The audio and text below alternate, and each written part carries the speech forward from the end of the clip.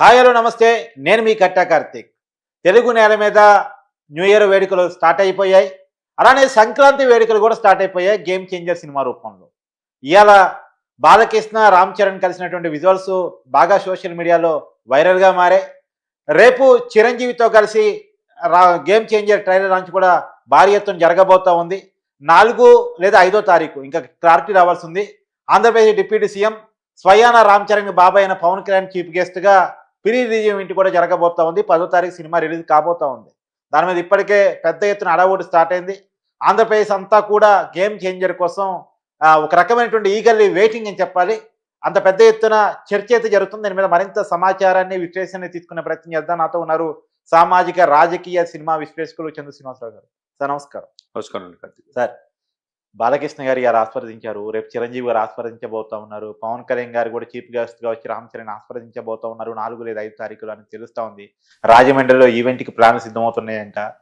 అంతా game changer అలా కూడా నడుస్తుంది. సంక్రాంతి పండుగ ముందుగా వచ్చిందా? అలానే వాతావరణం అలా కనపడుతుంది కార్తీక్ గారు. అంటే అనేక వివాదాల నడుమ, అనేక సంక్షోభాల నడుమ ఇండస్ట్రీ నుంచి ఇప్పుడు బయటపడాలంటే మంచి సినిమా రావాలి, మంచి సినిమా ప్రజలు ఆశీర్వదించాలనే సమయంలో మీరు అన్నట్టు జనవరి 10న ప్రపంచవ్యాప్తంగా రిలీజ్ కాబోతుంది. మెగాస్టార్ తనయుడుగా గ్లోబల్ స్టార్గా ఎదిగిన రామ్ చరణ్ మెగా పవర్ స్టార్గా అవతరించి ఈ రోజున తన 15వ సినిమా, మేబీ 16వ సినిమా కూడా లైన్లో వచ్చింది బుచ్చిబాబుది. అంటే దేశం గర్వించదగ్గ వ్యక్తి శంకర్ గారు దర్శకత్వంలో 450 కోట్లతో భారీ budget, Dil Raju production హౌస్లోనే first ఇంత భారీ బడ్జెట్ ఎప్పుడు లేదు. 450 కోట్లతో రావటం, పాటలకే 96 కోట్లు ఖర్చు పెడుతుంది సినిమా. అనేక విశేషాలు ఈ సినిమాలో ఉన్నాయి. మీరన్నట్టు రేపు 1వ తారీఖు అంటే నూతన సంవత్సరం రోజు ట్రైలర్ చిరంజీవి గారి చేతుల మీదుగా లాంచ్ అవుతుంది. అది ఎప్పుడెప్పుడు అని ఎదురు చూస్తున్నారు సినిమా ప్రేక్షకులు. రేపు పండగ, ఆయన ఫాదర్ గాడ్ ఫాదర్, అంతే గాడ్ ఫాదర్. అదే సమయంలో దాంతోపాటు చూసుకుంటే మీరు already first time Telugu cinema అమెరికాలో ప్రీ రిలీజ్ అయింది డలాస్లో. అశేష ప్రజాదరణ ప్రజల మధ్య జరిగింది, గ్రాండ్గా సక్సెస్ అయింది. అప్పుడే సుకుమార్ గారు లాంటి వ్యక్తి కూడా, అతను రంగస్థలంలో చూశాక దర్శకుడిగా పుష్పాన్ని తయారు చేసిన వ్యక్తి కూడా సుకుమార్ గారు. ఆయన కూడా చెప్తే నేను రంగస్థలంలో అవార్డు ఎక్స్పెక్ట్ చేశాను. డెఫినెట్గా ఈ సినిమాలో ఉన్న సన్నివేశాలు రామ్ చరణ్ చూస్తే ఈసారి నేషనల్ అవార్డు రామ్ చరణ్కి వస్తుందని చెప్పి సాక్షాత్ సుకుమార్ గారు అన్నారు. అనేక ఎక్స్పెక్టేషన్స్ నడుమ ఈ సినిమా ప్రపంచవ్యాప్తంగా 10వ తారీఖు రిలీజ్ అవుతుంది. ఇవన్నీ ఒక ఎత్తు అయితే, ప్రజలు ఇచ్చే అవార్డు ముందు అవార్డులు ఏముంది లేండి సార్. అంతే, ప్రజలు ఆల్రెడీ ఆ కుటుంబానికి చాలా ఇచ్చారు. ఈ ఇయర్ అంతా వాళ్ళు మెగా ఫ్యామిలీకి పండగ దినమే. అవును, ఎందుకంటే ఆ ఇంట్లో ముగ్గురు కూడా ఒక ఆయన సెంట్రల్ మినిస్టర్ చేసిన వ్యక్తి, దేశవ్యాప్తంగా సెకండ్ అత్యున్నత పురస్కారం పద్మవిభూషణ్ అయి కూర్చున్నాడు ఆయన. మకుటంలేని మహారాజు, ఇప్పటికీ బాస్ అంటే బాసే.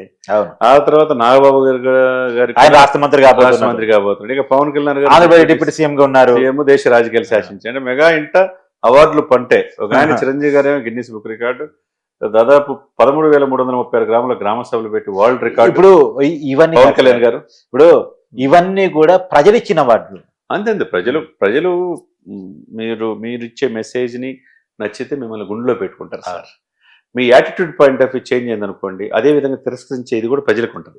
ఇప్పుడు వీళ్ళు ప్రజలను గుండెలో పెట్టుకున్నారు కాబట్టి ప్రజలు వాళ్ళని గుండెల్లో పెట్టుకున్నారు. ఆ విధంగా మీరు అన్నట్టుగా ఈ సినిమా ఒక ఐఏఎస్ ఆఫీసర్కి ఒక పొలిటీషియన్కి మధ్య, అంటే ఎలక్షన్ కమిషనర్గా టీఎన్ శేషన్ రిఫార్మ్స్ తీసుకొచ్చారు భారతదేశం కానీ ప్రపంచవ్యాప్తంగా. అటువంటి ఎలక్షన్ ఆఫీసర్ రోల్లో రామ్ చరణ్ గారు నటిస్తారు. జనసేన నాయకుడిగా నటించబోతున్నాడు, రాజకీయ నాయకుడిగా సమాచారం.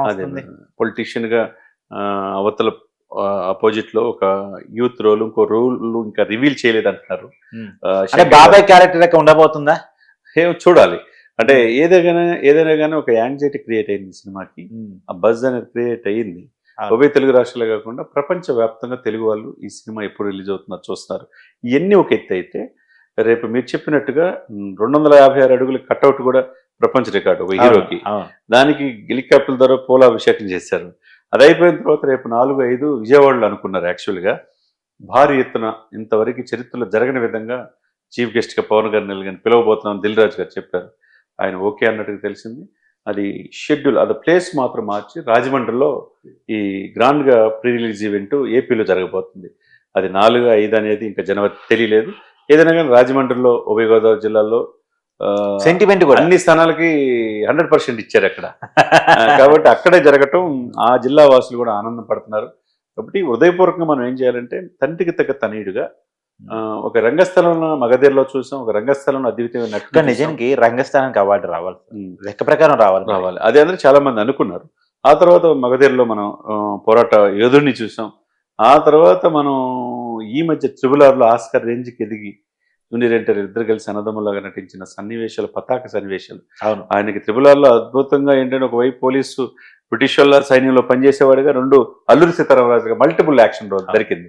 అంటే సెటిల్ పర్ఫార్మెన్స్. బాలీవుడ్ కూడా ఇంత వ్యక్తిని మేము చూడలేదు తెలుగులో. ఒక సెటిల్ అంటే కంటి చూపుతో నటించే ఇది రామ్ చరణ్ ఆ స్థాయికి ఎదిగాడు.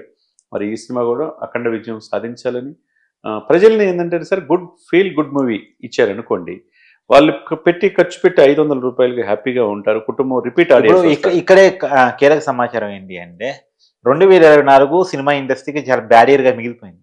కానీ 2025 స్టార్టింగ్ లోనే గేమ్ చేంజర్, బాలకృష్ణ సినిమా ఇవన్నీ రావటం వల్ల ఒక పాజిటివ్ ఇయర్ గా స్టార్ట్ కాబోతుందా అంటే? మీరు తప్పకుండా చెప్పారు. అంటే ఒక రకంగా అనేక సంక్షోభాల నడుమ మనం 2024 ముగిసిందని. అవును, ఈ రోజుతో ముగిసిపోతుంది. రేపటి నుంచి నూతన అధ్యాయం.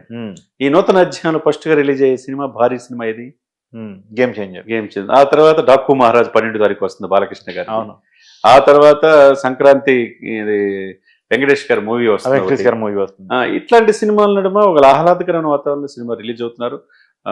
సంక్రాంతి పండుగ ముందే వచ్చినట్టు కుటుంబాలు మొత్తం కలిసి చూసుకునే సినిమాగా ఈ గేమ్ చేంజర్ ఉండబోతున్నారు. ఏదైనా కానీ real game changer AP politics లో ఎవరు? పవన్ కళ్యాణ్. అదే ఇప్పుడు అందరూ ఇక్కడ కూడా గేమ్ చేంజర్ అల్లు అర్జున్, రామ్ చరణ్ నటిస్తున్నాడు. గేమ్ చేంజర్ గా ఇక రామ్ చరణ్ గారు నటించడం, ఆ సినిమా కూడా అఖండ విజయం సాధిస్తుందని అందరూ కూడా ఆశిస్తున్నారు. ఎందుకంటే విలువలు, విశ్వసనీయత, సమాజంలో ప్రతి ఒక్కరు హ్యాపీగా ఉండాలంటాం, అవినీతి నిర్మూలించడం, ఇట్లాంటి సామాజిక నేపథ్యం ఉన్న చిత్రాలు తీయటంలో దిట్ట శంకర్ గారు. అటువంటి శంకర్ గారి దర్శకత్వంలో వస్తుంది కాబట్టి స్ట్రైట్ తెలుగు మూవీ ఇది ఫస్ట్ కూడా. స్ట్రైట్ మూవీ 30 years లో అయినా డెఫినెట్ గా ఈ సినిమా అఖండ విజయం సాధిస్తుందని అందరూ కూడా ఆశిస్తున్నారు, మనం కూడా ఆశిస్తున్నాం. సార్ ఇప్పుడు ఏ మేరకు అంటే కలెక్షన్స్ అనేది సినిమా హిట్ గా మారిపోయింది కాబట్టి అడుగుతున్నాను. ఎందుకంటే కొంత టికెట్ రేట్ తగ్గటం, లేదు ప్రీవియస్ షోలు బెనిఫిట్ షోలు లేవు అనటం, కానీ వరల్డ్ వైడ్ గా మాత్రం క్యూరియాసిటీ ఇవన్నీ కూడా కలెక్షన్స్ ఏ రకంగా ఉండే అవకాశం ఉంటుంది? డెఫినెట్ గా మీరు చెప్పినట్టుగా ఇప్పుడు కలెక్షన్ ఒకటే ప్రామాణికంగా తీసుకొని పూర్తిగా బెనిఫిట్ షోలు, స్పెషల్ టికెట్లు పర్మిషన్ తీసుకొని 280 కోట్ల కలెక్షన్ పుష్ప చేసింది. అవును, కానీ అది సామాన్య మానవుడికి ఏమైనా బెనిఫిట్ అనేది ఒకటి వచ్చింది. అభిమానులు దశాబ్దాల తరబడి మీ వైపు ఉన్నప్పుడు బెనిఫిట్ షో ఫ్రీగా వేయచ్చు అనే ఆలోచన వచ్చింది. రామ్ చరణ్ గారు ఆ దిశగా ఆలోచిస్తున్నది తెలిసింది. అదే కనుక జరిగితే ఆయన రోల్ మోడల్ అవుతాడు. అంతే కదండి. ఇక్కడ ఏంటంటే సినిమాలాగా చూడాలి. 3 గంటలు మన ఎంటర్టైన్మెంట్ సాధనం, మన మానసిక ఉల్లాసానికి అభిమానులే మా బెనిఫిట్ అనేది పోవాలి. అది పోవాలి. ఆ బెనిఫిట్ వాళ్ళ మీద పెట్టుబడి పెట్టి వ్యాపారం చేసుకొని డబ్బులు సంపాదించడం కాకుండా ఎంత ఖర్చు పెట్టారో మంచి సినిమా అయితే డెఫినెట్గా అంత వస్తుంది. అంతేగాని ఈ 1500 కోట్లు వచ్చి 2000 కోట్లు అది దాటాలనే ఉద్దేశంతో వేరే కూడా ఎలా దాటాలి సార్? ఎక్కువ మంది సినిమా చూడటం ద్వారా దాటాలి, కానీ ఎక్కువ డబ్బులు వసూలు చేయడం ద్వారా దాటితే ఎట్టా? అది కరెక్ట్ కాదు. ఆ వాతావరణం పోయి మంచి సినిమాకి ఎప్పుడు ప్రజలు ఆశీర్వదిస్తారు. అదేవిధంగా ఈ సినిమా కూడా ఆ విధంగా మంచి టాక్ వస్తుందని అందరూ అనుకుంటున్నారు. థ్యాంక్స్.